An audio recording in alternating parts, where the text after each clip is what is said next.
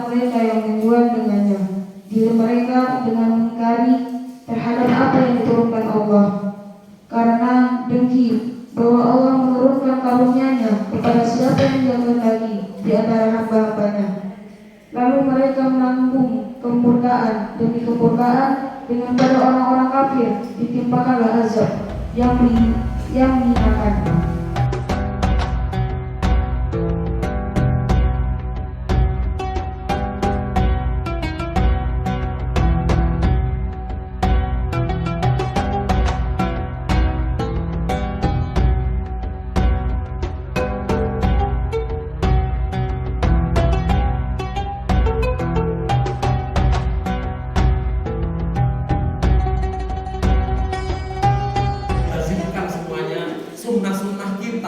Sunnah-sunnah yang diajarkan oleh Nabi kita biasakan dalam kehidupan sehari-hari. Karena kita bergantung dengan sunnah, insya Allah kita kelak akan diakui sebagai umatnya Nabi Muhammad. Hadirin sekalian yang dirahmati Allah. Kemudian ada pula ini sunnah ketika sebelum sholat subuh ada namanya sholat qobliyah subuh. Kira-kira tadi sudah sholat qobliyah subuh belum? Sudah? Saudara sholat subuh semua? Sholat subuh berapa rakaat?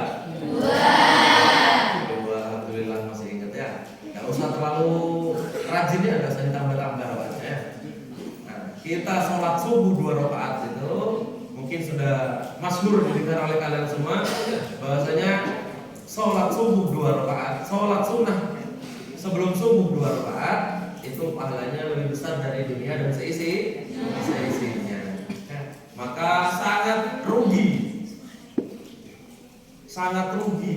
orang yang tidak sholat qobliyah subuh.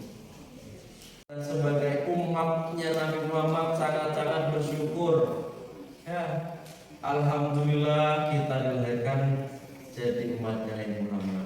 Coba dibayangkan apabila dulu kita dilahirkan sebagai umatnya Nabi Musa. Coba bisa nggak kita berandai-andai dilahirkan jadi umatnya Nabi Musa? Nabi Musa sezaman dengan Raja Fir'aun. Iya, kalau kita beriman ke Nabi Musa, kalau kita mau beriman ke Fir'aun bagaimana? Alhamdulillah ya, kita sudah diajarkan dari yang pertama. Kita bangun tidur diajarkan membaca doa. Sekarang Ustaz mau tanya, semuanya bawa HP enggak? Sudah punya HP belum? Di sakunya atau di tasnya? Tidak boleh bawa HP ya? Boleh. Nah,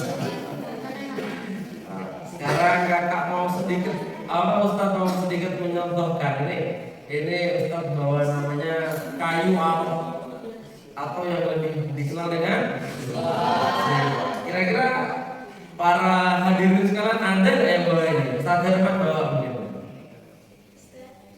Udah bawa. Ya. Tak taruh di 510. Di 510 belum lihat itu.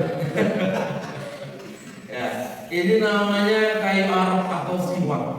Dari para hadirin sekalian tidak ada yang bawa, dan insya Allah semoga setelah ini sama Bapak Kepala Sekolah diberikan siwak gratis. Ini manfaatnya apa? Ya, ada dokter di Eropa meneliti bahwasanya dia mencari-cari apa yang dari alam yang bisa membunuh kuman. Kemudian salah satu dokter Islam dia membawakan kayu siwak. Kayunya ini ditumbuk. Apa bahasa Indonesia? Kalau bahasa Malunya itu ditetel, jadi ditumbuk itu. Ditumbuk, kemudian remahan-remahannya ini dicampurkan ke air. Seketika kuman yang ada di air tersebut Begitu dahsyatnya si siwak. Para dokter-dokter kufar itu tanya sama dokter muslim, dari mana antum kok tahu kayu ini bisa membunuh kuman? Ini diajarkan di agamaku, agama Islam. Maka saat itu juga para dokter-dokter kufar masuk ke dalam agama Islam. Mereka terkejut, ternyata di Islam sudah diajarkan. Siwak itu boleh dimakan kremes gitu, boleh apa enggak Ustaz? Boleh. Wassalamualaikum warahmatullahi wabarakatuh. Di kremu, di kremes.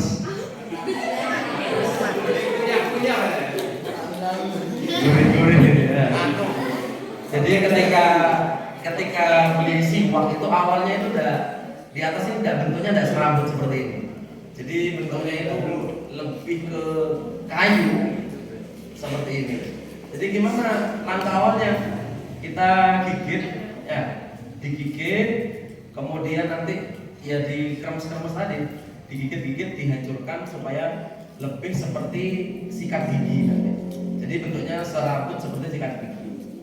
Jadi kalau mau ditelan silakan nggak bahaya, ya. Jadi yang jelas yang digunakan itu adalah serabutnya ini untuk digosokkan ke gigi dan lidah kita.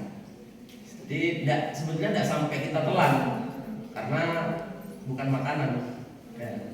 Jadi cukup digosok-gosokkan saja. Permen gaya baru. Nah, permen gaya baru. Cuman di awalnya, di ujungnya, ketika kita baru beli siwak ini, kita gigit untuk menghancurkan kulitnya dulu. Kemudian dilepeh kulitnya, ya, jadi telan. Ya. Kemudian kita hancurkan dari ini supaya lebih lembut lagi seperti serabutnya sikat gigi. Jadi seperti itu. Yang tanya